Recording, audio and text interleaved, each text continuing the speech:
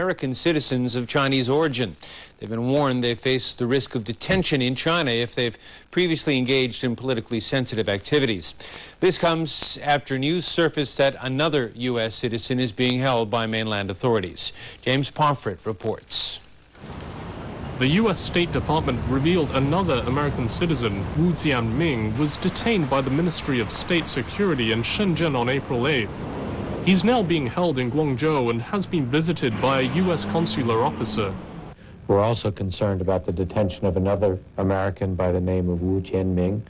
They've informed us that Mr. Wu is being investigated for alleged espionage activities against China on behalf of Taiwan.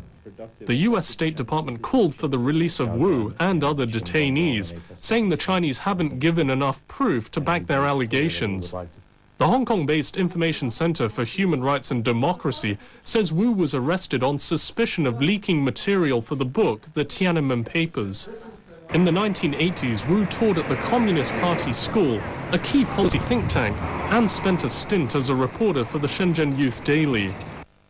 With the climate of suspicion growing, the U.S. State Department issued a travel warning to Chinese Americans looking to visit China, saying they risk being detained if at any time they've engaged in activities or published writings critical of Chinese government policies. The warning added those now being detained had previously visited China without incident. Besides Wu, 3 other Chinese with U.S. residency or citizenship are being held, including Gao Jian, a Washington-based academic, and Li Xiaomin, who taught at Hong Kong's City University. Li's wife today said Chinese authorities haven't honored promises to grant her a meeting with Li, and that she'll now try and seek help from City University. James Pomfret, TVB News. Taiwan showed off its military might today in annual war games held in Pingtung County. The exercise tested the island's defenses against a mainland invasion and came just days before the U.S. decides on new arms sales to Taiwan. James Chow reports. Tanks, helicopters and battleships are rolled out today for the annual war games in Pingtung County, 180 kilometers south of Taipei. The Taiwanese military left nothing to the imagination as fighter jets swooped over the water firing rockets and bombs.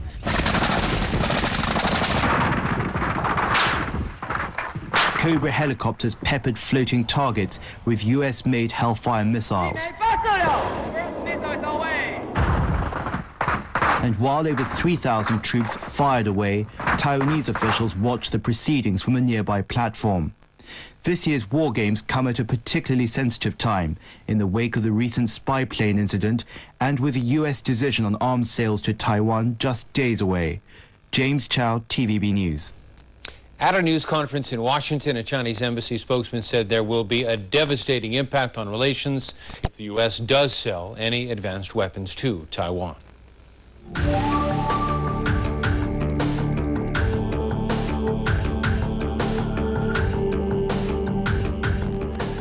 In our Go West series, we look at Shanxi province tonight. It was once China's political and economic center, but with the passing of time, its economic development has lagged behind the coastal regions. Louise Wong is in Xi'an. So, Louise, what's happening there? Thank you, Diana. Now, behind me are the city walls of Xi'an. They're of a rectangular formation and in the center of the city and have a circumference of about 14 kilometers. Now, these walls were built on the foundations of the walls of the Tang Dynasty's Forbidden City.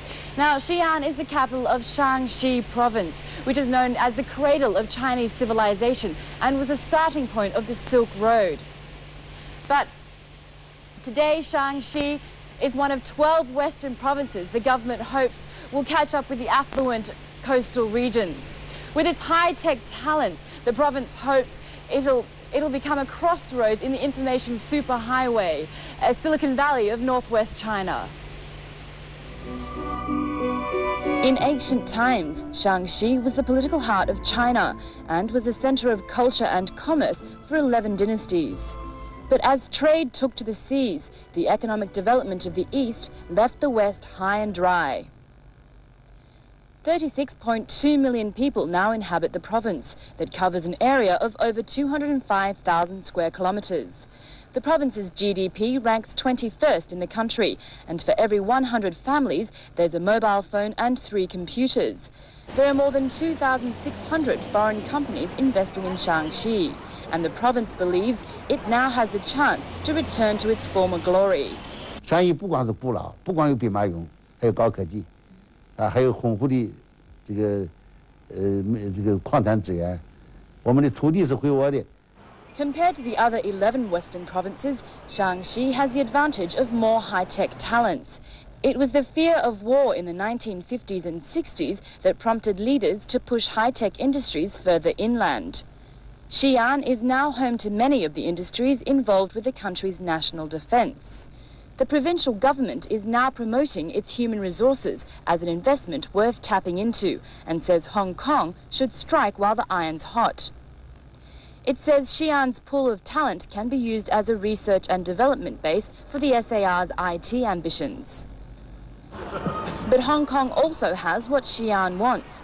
This ancient city is home to some of China's premier historical attractions, and the provincial government says Hong Kong's expertise in tourism could be a boost for the local industry.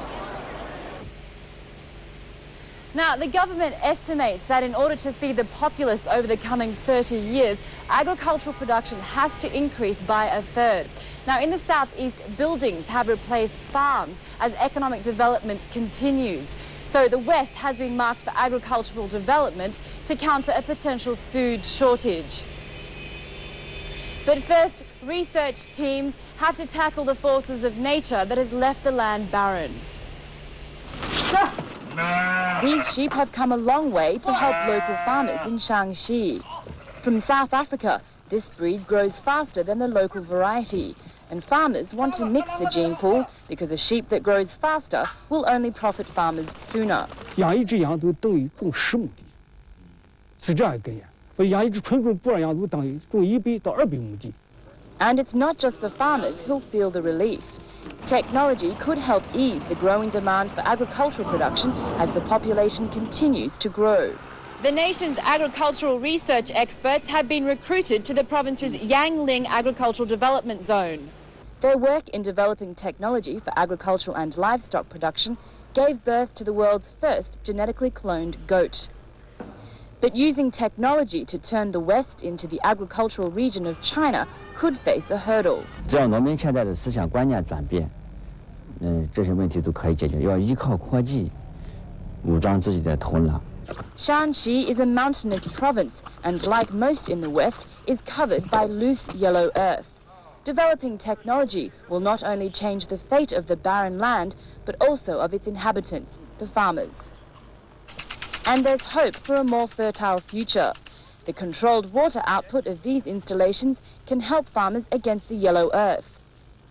Imported from South Africa, the technology is expensive, but local researchers have developed their own system at about 1/10 of the original price. Researchers say with more than 5 Western provinces and over 10,000 hectares of land thirsting for the technology, there's great potential for investment. It's food for thought for the Chief Secretary when his delegation visit next month. Donald Zhang's trip could be the impetus for more Hong Kong investment into the area. Now tomorrow, Diana, we'll bring you a couple of stories about a valuable commodity that'll help Shaanxi's province's push to go west. That's all from here this evening in Xi'an. Diana, it's back to you in Hong Kong. Thank you, Louise, and still ahead.